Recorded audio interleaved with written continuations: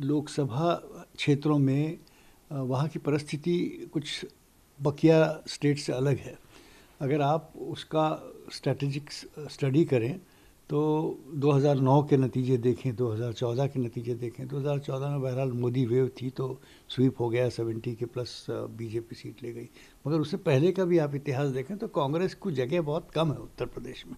कांग्रेस की फॉलोइंग कम है, कांग्रेस का कैडर कम है, कांग्रेस के पास grass root level booth level के वर्कर्स नहीं है।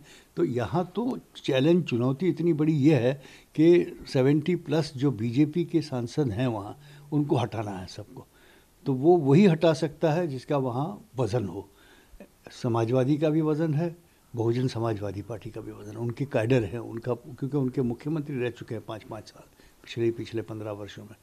अब ऐसी परिस्थिति में एक कुर्बानी मायावती ने भी दी है और अखिलेश ने भी दी है। वो तो 80 के 80 सीटों पर लड़ सकते थे, उनके पास पूरा मटीरियल है, वहाँ लोग फॉलोइंग है, मगर उन्होंने आधे से ज़्यादा सीटों का कॉम्प्रोमाइज़ कर दिया।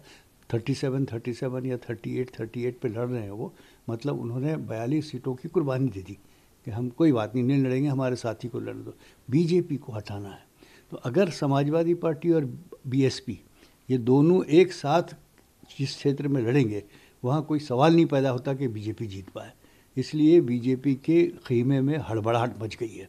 मोदी जी के भाषण से पहले ये घोषणा हो गई, मायावती जी ने और अखिलेश ने ये मिलकर कह दिया एक ही प्लेटफॉर्म से कि हर सूरत में हम दोनों साथ लड़ें। कांग्रेस का चूंकि कोई ज़्यादा बेस नहीं है, वहाँ कोई फ़र्क नहीं पड़ता, सिवाय अमेठी और रायबरेली की 2 सीटों से जहाँ चुनकर आए हैं सोनिया जी और राहुल जी, उसके अलावा एक आध सीट और, तो कांग्रेस के लिए कोई फ़र्क नहीं पड़ेगा।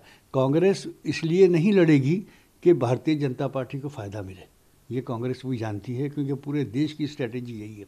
तो अब मायावती ने कांग्रेस के ख़िलाफ़ कुछ कहा, मायावती ने चाहे कुछ भी कहा हो, सवाल ये पैदा होता है कि जो भारतीय जनता पार्टी के सांसदों को अपनी कुर्सी से हटाने, अपने क्षेत्रों से गिराने के लिए जो काम करना है वो हो रहा है। और वो जब हो रहा है तो भारतीय जनता पार्टी के खीमे में बड़ी घबराहट चल रही है। अमित शाह और नरेंद्र मोदी वगैरह, इनकी रातों की नींदें हराम होगी। अब ये क्या रास्ता निकालें, कोई गड़बड़ी किया जाए, कोई फसाद किया जाए, कोई अयोध्या को उठा लिया जाए, कोई संवेदनशील मामले को उठाया जाए, या महागठबंधन को तोड़ने की साजिशें शुरू की जाएं, ये सब अभी शुरू हो जाएगा। मगर देश के जितने भी राजनीतिक पक्ष हैं बीजेपी को छोड़कर, और देश की जनता है, वो जानती है कि किस चीज़ में भलाई है।